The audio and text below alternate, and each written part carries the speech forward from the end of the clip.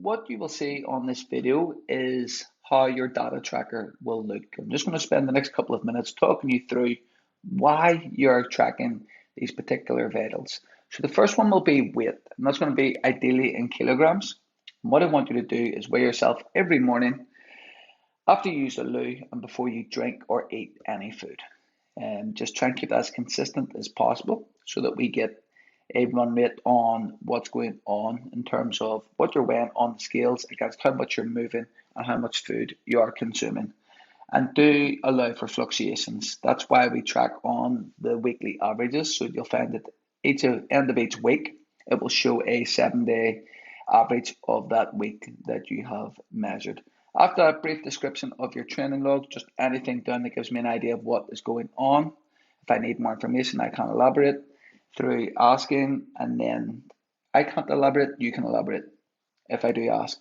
Steps, end of the day, just pop them in there again. That will give us a weekly average to give us an idea of what movements taking place outside of the gym.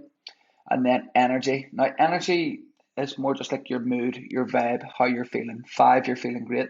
1, you're not feeling the best, low on energy, etc. Maybe stress is having an impact there. So if you can record that, have a think around 3, maybe 4 p.m. That sort of mid-afternoon energy levels. How do you feel? And record it there. Sleep will be from the previous night, so that's in hours. So if you go to bed at 10 p.m. and you get up at 5 a.m., then just pop in 7 hours there. And then the final one is water and how much you consume in a day in liters. So the main thing, one thing that you will take away is that whenever we improve these vitals for what you need to do, you're ultimately going to improve your health status. And off the back of that, it's going to make fat loss easier.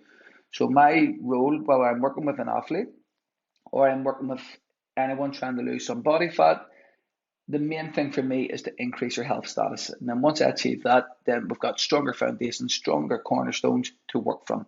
And it makes the next go that little bit easier. Another thing about these vitals is that it gives us an understanding of your metabolic run rate.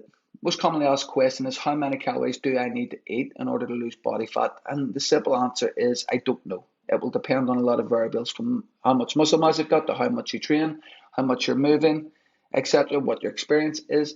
So in order for us to find your metabolic run rate, what we need to do is track how much you're moving, how you're feeling, and how much energy you are eating. And then that will give us a rough equation that will spit out what you're weighing on the scales.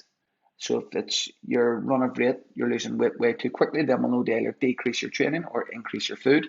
Likewise, if whenever you're tracking your food and with your training, if the scales plateau, then we know we need to adjust one of those metrics. It just gives us a lot of feedback in what is going on. So the bottom line is there is no perfect equation to determine how many calories you need to eat in order to lose body fat. We simply measure the data and then we just adjust over time.